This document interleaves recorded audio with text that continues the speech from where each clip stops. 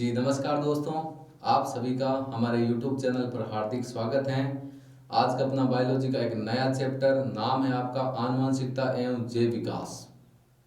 इससे पहले हम लोग बायोलॉजी के 3 चैप्टर पढ़ चुके हैं। ये पुरानी वाली बुक में तो ये चैप्टर नंबर अपना 9 है, जबकि जो नई वाली बुक है उसमें चैप्टर नंबर अपना कौन सा है, 8 है, जो आपका चैप्टर नंबर 5 है, इस साल अपना हटा दिया गया है। तो हम बात करेंगे आनुवंशिकता एवं जैव विकास। आनुवंशिकता के बारे में आप जानते हो, जितने भी आपके वंशागत लक्षण होते हैं उनको क्या बोलते हैं, उन लक्षणों का अध्ययन आपका आनुवंशिकता कहलाते हैं। जैव विकास जीवों का विकास। तो सबसे पहले आनुवंशिकता और जैव विकास का अध्ययन किस में किया जाता है, तो आपकी जीव विज्ञान की एक शाखा है, कौन सी, आनुवंशिकी। आनुवंशिकी ये की भाषा की बात करें, आनुवंशिकी परिभाषा की बात करें, आपकी आनुवंशिकी क्या होती है, जीव विज्ञान की वह शाखा जिसमें आनुवंशिकता और जीवों की विभिन्नताओं का अध्ययन किया जाता है, उसे कहते हैं हम लोग आनुवंशिकी। तो हम लोग चैप्टर स्टार्ट करते हैं। आपके सामने आनुवंशिकी की परिभाषा आपके सामने दे रखी है। क्या दे रखी है? आनुवंशिकी जीव विज्ञान की वह शाखा है, जीव विज्ञान की वह शाखा है जिसके अंतर्गत आनुवंशिकता और जीवों की विभिन्नताओं का अध्ययन किया जाता है। उसे क्या कहते हैं? उसे क्या कहते हैं? अपना आनुवंशिकी कहा जाता है। उसे क्या कहते हैं? आनुवंशिकी। आनुवंशिकता जिसमें हम बात करेंगे वंशागत लक्षणों का अध्ययन करना पीढ़ी दर पीढ़ी। अब बात करें आनुवंशिकी का जो जनक है, उसे जनक आपको पता है किसको कहा जाता है? मेंडल को। एंड मेंडल का पूरा नाम है आपका ग्रेगर जॉन मेंडल। काफी इंपॉर्टेंट है कि सर काफी बार पूछा गया है आनुवंशिकी का जनक कौन है। जनक है आपका मेंडल, जिसका पूरा नाम है ग्रेगर जॉन मेंडल। पूरा नाम क्या है? Gregor John Mendel. ठीक है, अब हम बात करें आनुवंशिकता। आनुवंशिकता मैंने अभी बताया था वंशागत लक्षणों का अध्ययन। अब वंशागत लक्षणों की बात यहाँ पर कैसे आई, तो आपको पता होगा कि जितने भी जीव होते हैं, कोई भी जीव हो, सभी जीवों में संतान उत्पन्न करने की एक अद्भुत क्षमता होती है, जिसके कारण क्या होती है, जो एक जनक पीढ़ी होती है, जनक पीढ़ी से संतति पीढ़ी में उनके जो कुछ ना कुछ लक्षण होते हैं, वो लक्षण उनकी संतति पीढ़ी में चले जाते हैं। उन्हीं लक्षणों को बोलते हैं आनुवंशिक लक्षण। पीढ़ी दर पीढ़ी लक्षणों का वो सेम लक्षणों का संचरण बोल सकते हैं। उन्हीं लक्षणों को क्या बोलेंगे हम लोग? आनुवंशिक लक्षण बोलेंगे। तो आपकी आनुवंशिकता की भाषा क्या होगी कि जीवों में प्रजनन चाहे वो आपका लैंगिक जनन हो सकता है, चाहे वो आपका अलैंगिक जनन हो सकता है। प्रजनन के द्वारा संतान उत्पन्न करने की अद्भुत क्षमता होती है। सभी जीवों की बात हो रही है। संतान में कुछ लक्षण जो उनके माता पिता से पीढ़ी दर पीढ़ी पहुंचते रहते हैं, जिन्हें कौन से लक्षण बोलते हैं? आनुवंशिक लक्षण। यदि आपको कोई पूछ ले आनुवंशिक लक्षण का मतलब क्या होता है, जो लक्षण आपके माता पिता में होते हैं वो उनकी संतान में भी होते हैं, उसी को बोलते हैं हम लोग आनुवंशिक लक्षण। मतलब वो हमारी पीढ़ी दर पीढ़ी, जैसे डीएनए की बात करते हैं, जो डीएनए आपके दादा के होंगे वही आपके पिता के होंगे, जो पिता के होंगे वही आपके पुत्र के होंगे। और डीएनए हमेशा उनके आनुवंशिक लक्षण होते हैं और डीएनए आपके हमेशा समान होते हैं। तो सीधी सी बात, इतनी भी भाषा देख सकते हैं, वंशागत लक्षणों का अध्ययन। वंशागत लक्षणों का अध्ययन क्या कहलाता है? आनुवंशिकता। वंशागत लक्षणों का अध्ययन आपका क्या कहलाता है? आनुवंशिकता कहलाता है। तो हमने आनुवंशिकता के बारे में पढ़ लिया। अब आनुवंशिकी में आपकी परिभाषा एक और है कि जीवों की विभिन्नता का अध्ययन किया जाता है। विभिन्नता का मतलब क्या होता है, तो आपको विभिन्नता का मतलब ये आपको ये बताना है कि जो आपकी एक तो जनक पीढ़ी होती है, एक आपकी संतति पीढ़ी होती है। संतति जो नई पैदा होती है, एक जनक पीढ़ी और संतति पीढ़ी में जो आपकी असमानता की जो अवस्था है ना, उसी को बोलते हैं आपकी विभिन्नता। असमानता मतलब कहने का मतलब ये हो सकता है कि एक पिता और पुत्र की हाइट कभी ऐसा हो सकता है कि पिता की तुलना में पुत्र की हाइट अधिक हो सकती है, तो उन दोनों में असमानता है। इसी असमानता को इसकी क्या बोलते हैं? विभिन्नता बोलते हैं। तो यह विभिन्नता का मतलब क्या? यह जनक और संतति के लक्षणों की असमानता की अवस्था है। लक्षण में समानता तो होती है, समानता के साथ में कुछ असमानता होती है, उस असमानता की अवस्था को क्या कहते हैं? विभिन्नता। तो विभिन्नता होती है, उसके भी 2 प्रकार हैं। कितने प्रकार हैं? उसके भी आपके 2 प्रकार हैं। दो कहने मतलब एक तो आपकी विभिन्नता के प्रकार की बात करें, एक तो आपकी होगी शारीरिक कोशिका विभिन्नता, जो हमारे द्वारा उत्पन्न की जाती है खुद के द्वारा, और दूसरी होगी आपकी जनन कोशिका विभिन्नता, जो आपके पीढ़ी दर पीढ़ी एक अपने माता पिता से अपने वो लक्षण प्राप्त होते हैं, या माता पिता के द्वारा, जैसे माता पिता की से अपने पुत्र की विभिन्नता, उसके लक्षण अलग हो सकते हैं। वो आपकी ऊपर वाली है जो शारीरिक कोशिका विभिन्नता है, वो अपने खुद के द्वारा उत्पन्न की जाती है। तो पहले हम पढ़ेंगे शारीरिक कोशिका विभिन्नता। तो ये तो आपकी पहली पहली कौन सी है? पहली आपकी शारीरिक कोशिका विभिन्नता। तो शारीरिक ये शारीरिक कोशिका में होती है, पहली बात अपने को होती है पता होना चाहिए, शारीरिक कोशिका में होती है। ये जो आपकी शारीरिक कोशिका विभिन्नता होती है अगली पीढ़ी में स्थानांतरित नहीं होती, क्योंकि हमारे द्वारा उत्पन्न होती है तो अगली पीढ़ी में स्थानांतरित कैसे हो सकती है?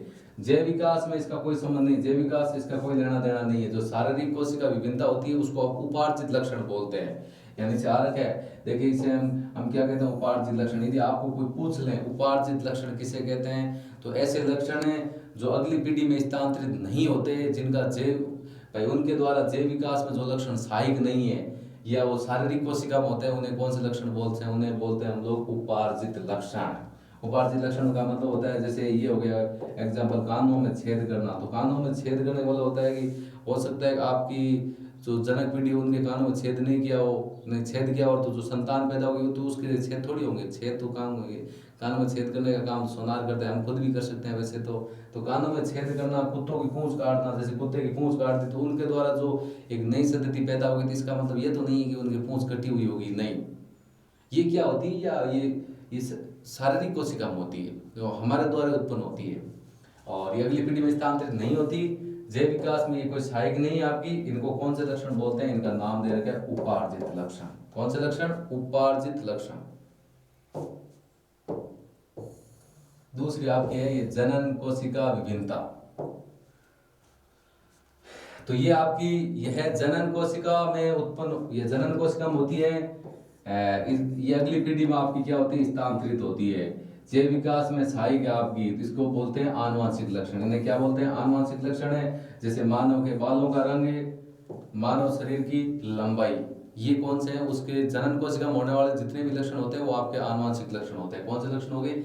जनन कोशिका विभिन्नता होती है आपके जनन कोशिका में होती है। एक नया जीव उत्पन्न होता है, नई जनक पीढ़ी से एक संतति कोशिका उत्पन्न होती है, उनमें ये आपके लक्षण होते हैं। अगली पीढ़ी में स्थानांतरित होते हैं ये लक्षण।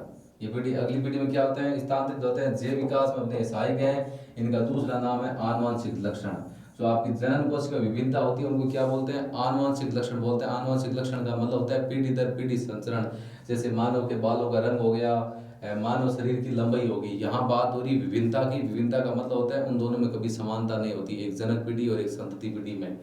पिता के बाल का रंग सफेद हो सकता है, पुत्र के बालों का रंग काला हो सकता है। पिता की हाइट कम हो सकती है लेकिन पुत्र की हाइट अधिक हो सकती है, वो उसकी विभिन्नता होगी।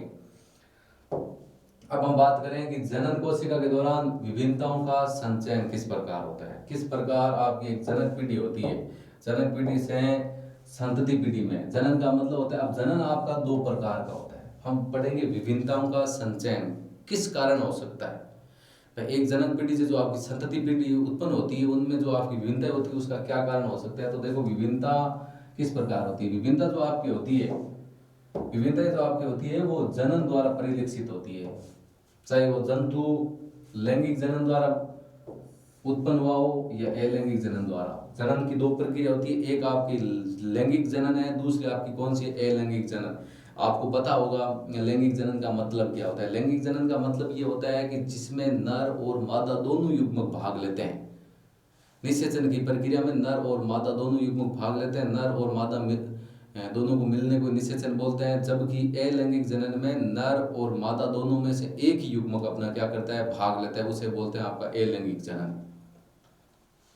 पढ़ लेते हैं विभिन्नता लैंगिक जनन। ये हमेशा ध्यान रखना कि लैंगिक जनन से एक जनक कोशिका से संतति कोशिका में विभिन्नता अधिक उत्पन्न होती है, जबकि अलैंगिक जनन में बहुत कम उत्पन्न होती है।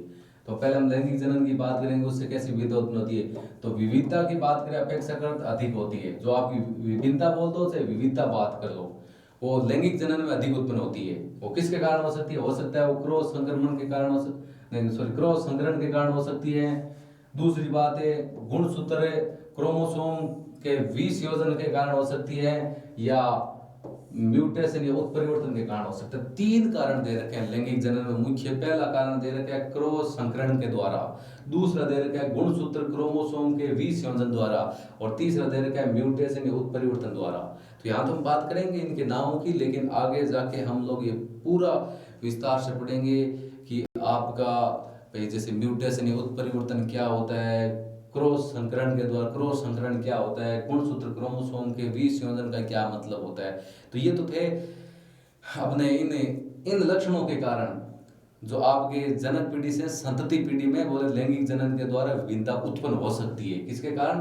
क्रॉस संकरण के द्वारा। 2-3 कारण दे रखे हैं। एक कारण ये हो गया आपका क्रॉस, मुख्य 3 कारण, क्रॉस संकरण के द्वारा, दूसरा गुणसूत्र क्रोमोसोम के विसंयोजन द्वारा, और तीसरा आपका किसके द्वारा दे रखे हैं? म्यूटेशन या उत्परिवर्तन के द्वारा।